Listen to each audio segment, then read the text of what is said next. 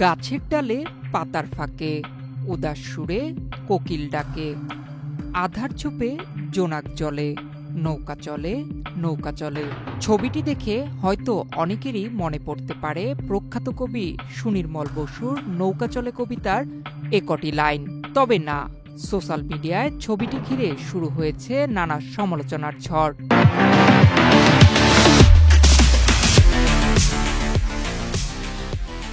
বলছি অন্তর্বর্তী সরকারের আইন উপদেষ্টা ডক্টর আসিফ নজরুলের সোশ্যাল মিডিয়ায় ছড়িয়ে পড়া একটি ছবির কথা।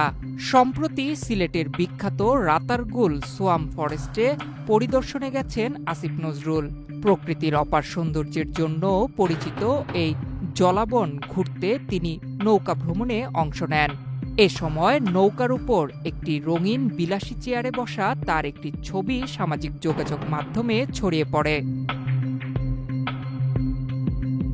ছবিটি ছড়িয়ে পড়ার পর থেকে শুরু হয় নানা সমালোচনা। ফেসবুকে অনেকেই ছবিটি নিয়ে বিরূপ মন্তব্য করছেন।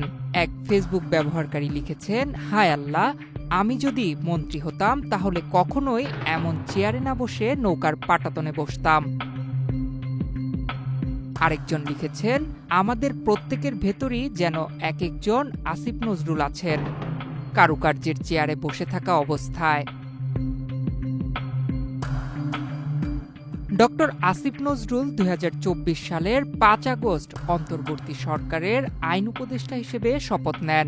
দায়িত্ব নেওয়ার পর থেকে বিভিন্ন রাজনৈতিক ও সামাজিক ইস্যুতে তিনি আলোচিত হয়েছেন, কখনো সমালোচিতও হয়েছেন। সর্বশেষ রাতারগুল ভ্রমণের এই ছবি তাকে আবারও সোশ্যাল মিডিয়ায় আলোচনার কেন্দ্রে নিয়ে এসেছে।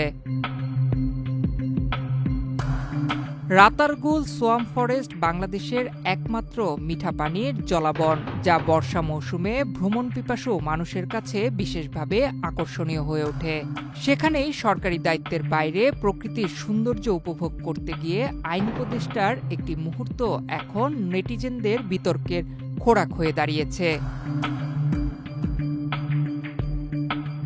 নয়ন বিশ্বাস, বাংলাদেশ প্রতিদিন।